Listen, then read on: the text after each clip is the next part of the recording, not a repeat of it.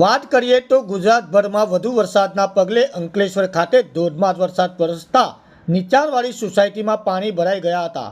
ત્યારે વધુ હાંસોદ રોડ ઉપર આવેલા 50થી વધુ સોસાયટીમાં માર્ગો ઉપર પણ પાણી ફરી વળ્યું હતું, જેના કારણે કેટલાક ઘરોમાં પણ પાણી ભરાઈ જતા રહીશો મુશ્કેલીમાં મુકાયા છે। 2 દિવસથી સતત વરસી રહેલા મૂળધાર વરસાદના કારણે નીચાણવાળી સોસાયટીમાં પાણી ભરાઈ જતા લોકો મુશ્કેલીમાં મુકાઈ ગયા હતા। હાંસોદ રોડ ઉપર 50થી વધુ સોસાયટીમાં પાણી ભરાઈ જતા નગરપાલિકા દ્વારા પાણીના નિકાલ માટેની કામગીરી હાથ ધરવામાં આવી છે। અંકલેશ્વર 2 દિવસથી 9 ઇંચ જેટલો વરસાદ ખાબક્યો છે। ત્યારે ગત રાત્રિએ શરૂ થયેલા ધોધમાર વરસાદના પગલે હાંસોદ રોડ પરથી 50થી વધુ સોસાયટીમાં મુખ્ય માર્ગ સહિત ધોધમાર પાણી ભરાયા હતા। રહીશો મુશ્કેલીમાં મુકાયા હતા।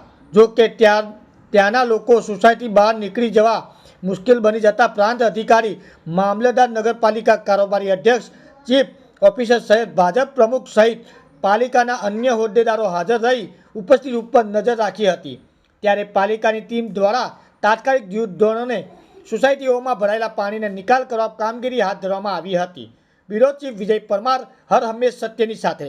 છેલ્લા ઘણા દિવસથી અતિભારે વરસાદ વરસી રહ્યો છે, ત્યારે અંકલેશ્વરની બાજુમાંથી પસાર થતો MS-29 કાંસ અને આમરાખાડી ઓવરફ્લો થવાને કારણે વોર્ડ નંબર 1 અને અંકલેશ્વર શહેરના અનેક વિસ્તારોમાં પાણી ભરાયા છે। તો એના માટે અમે પાણીના નિકાલ માટેની વ્યવસ્થા કરી રહ્યા છીએ અને સંજયનગરમાં રિસ્ક્યુ ઓપરેશન કરી રહ્યા છીએ અને જ્યાં જરૂર પડે ત્યાં અમે ત્યાં જમવાની વ્યવસ્થા પણ તંત્ર દ્વારા કરવામાં આવી રહેલી છે।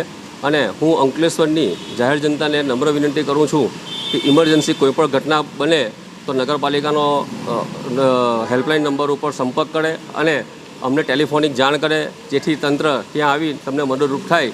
તો હું અંકલેશ્વરની જાહેર જનતાને ફરીથી એક વિનંતી કરું છું કે કામ વગર તમે ઘરની બહાર નીકળશો નહીં અને સાવચેતીના પગલાં લો એવી આશા। આજરોજ અંકલેશ્વરમાં છેલ્લા 2 દિવસથી 9 ઇંચ જેટલો વરસાદ પડેલ છે। તેમાંથી વરસાદી પાણીનો નિકાલ ધીમે ધીમે થાય છે।